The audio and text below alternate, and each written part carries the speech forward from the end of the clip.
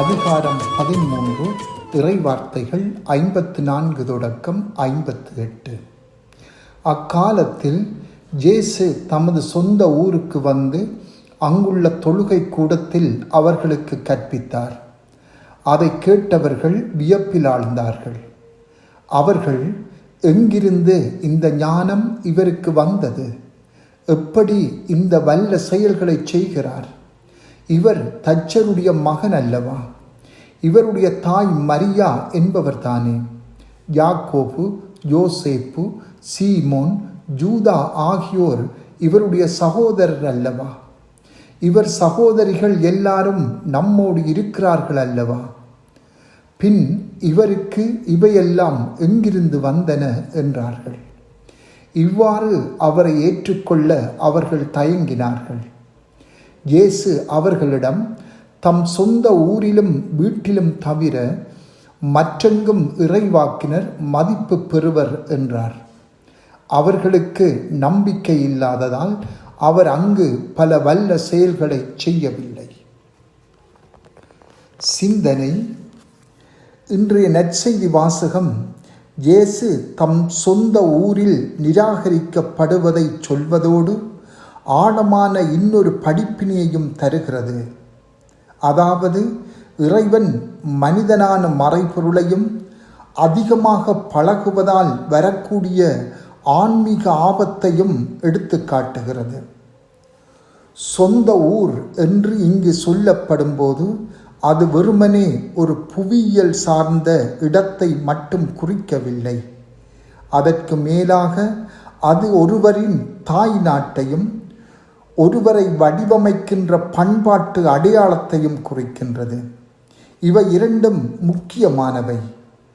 புவியியல் ரீதியாக நசரேத்து என்பது இயேசு வாழ்ந்த, உழைத்த, மிகவும் நன்கு அறியப்பட்ட இடமாகும்.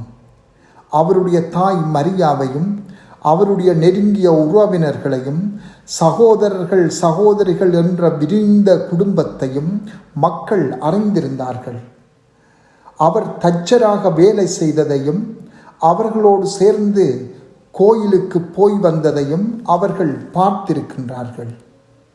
இதே போல அவர்களின் பண்பாட்டு நெருக்கமும் முக்கியமாகும். நசரேத்து போன்ற சிறிய ஊர்களில் பழக்க வழக்கங்களை, மதிப்புகளை, சமய மரபுகளை, குடும்ப வரலாறுகளை மக்கள் பகிர்ந்து கொண்டனர். இந்த கூட்டு நினைவுகளே எல்லாவற்றையும் எல்லோரையும் விளங்கிக் கொள்ளும் விதத்தை தீர்மானித்தது. இயேசு தம் பொது பணியை தொடங்கிய பின் தம் சொந்த ஊருக்கு திரும்பி வரும்போது எல்லாரும் அறிந்திருந்த ஒரு தச்சராக அவர் வரவில்லை. மாறாக தெய்வீக அதிகாரம் கொண்டவராகவும் நீண்ட காலமாக எதிர்பார்க்கப்பட்ட மெசியாவாகவும் அவர் வந்து அவர்கள் முன் நின்றார்.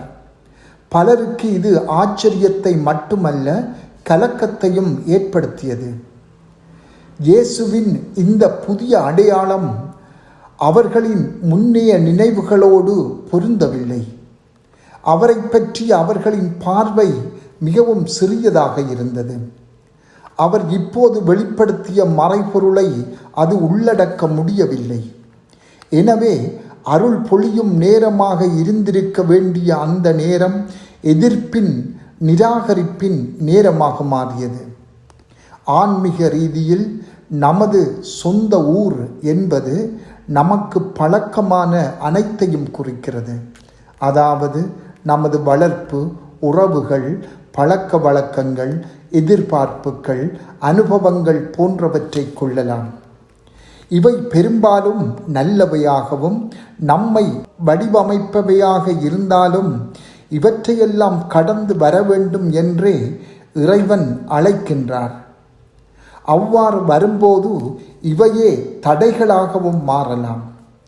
நசரேத்து மக்களைப் போல நாமும் இவற்றை இறுக்கமாக பற்றி நிற்கும் போது கிறிஸ்து நம்மில் செய்ய விரும்பும் மாற்றங்களை எதிர்க்கலாம்.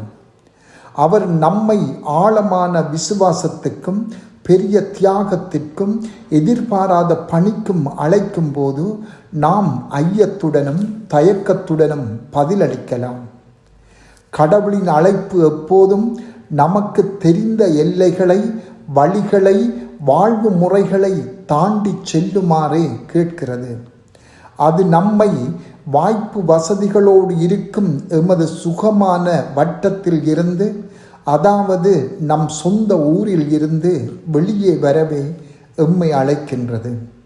புதியதும் வியப்பூட்டுவதுமான வழிகளில் கிறிஸ்துவை தாங்கிச் செல்லவே இயேசு எம்மை வழிநடத்துகிறார். நாங்கள் பழக்கப்பட்ட வசதிகளோடு வாழ்ந்த வாழ்வு முறையில் இருந்து வெளியே வருமாறு இயேசு அழைப்பதை இன்று சிந்திப்போம்.